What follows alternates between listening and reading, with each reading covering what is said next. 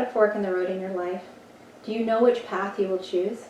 Hello, I'm Dr. Blythe Cleverly, and in this video I want to talk to you about the forks in the road that we all face and why I decided to call my business by that name.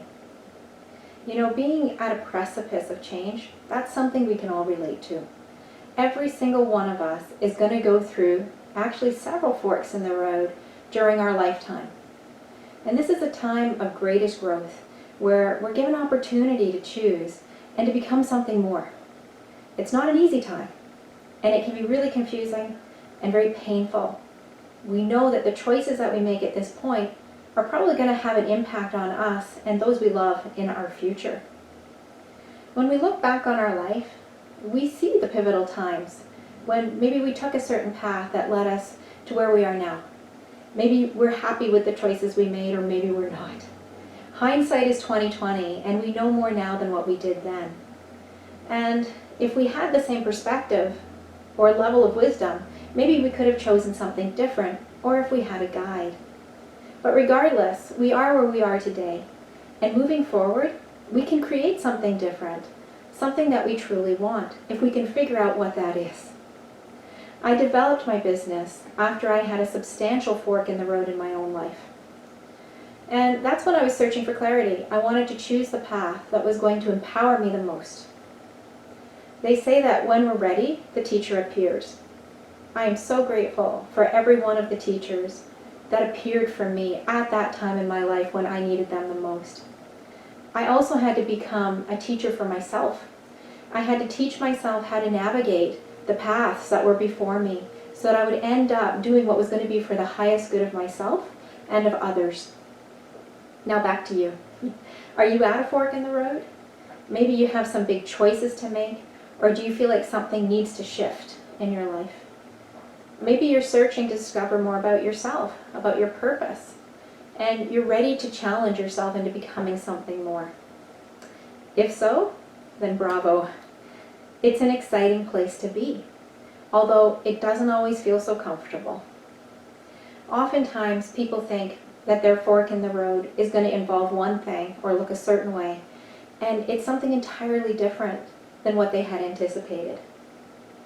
I have a great job because I never know when a client shows up what they're bringing forward or what we're going to be working on, but it often surprises them what comes up. That's delightful to see, and that's because we get down to the root and core of what's involved with a crossroad and what they actually want. This fork in the road, it can be physical, mental, emotional, or even spiritual. Sometimes it's all the above. Physically, it can look like, I know something needs to change in my life, with my habits, with my health, because I'm going down a dark road and I know I need to turn it around now. Now for other people, they feel that way about their relationship. Do they stay? Do they go? How do they fix it? There can be a lot of emotional turmoil wrapped up with relationships. Now many people also get trapped in their minds with overthinking, and they need almost like a roadmap to find their way back out onto the path that they were hoping to be on. Other people have suffered a great loss, and they're contemplating, what does it all mean? What is this existence even for? What do I even believe about it? So I've helped people to regain their health, to control their thoughts, to change their relationships, to remove emotional blockages, and even to define what truth is for them, so that they have a better understanding of meaning and purpose. We're going to reach bigger forks when we will begin to question those bigger things. Why are we here? Where are we going? Who are we? And commonly what I see is that people, they'll go into overwhelm and they'll need some clarity at a crossroad. We tend to repeat past patterns even though we don't want those same results. We need objectivity, somebody who can take a step back and clearly see the options and paths that are before us, but also is trained to see the paths we've already taken, because we don't want to circle back there again and again. We've all done that. And I'm going to be the first to tell you that I've been there and I've helped myself through it. So perhaps I can help to guide you through it as well, with compassion and with understanding as someone who's been there. I do believe we find the right teachers when we're meant to in order to help us through. And I think we can have many teachers as people will show up with maybe another piece of the puzzle for us when we're ready for it and when we're able to receive it. Now, how do we know if a person is a good fit for us?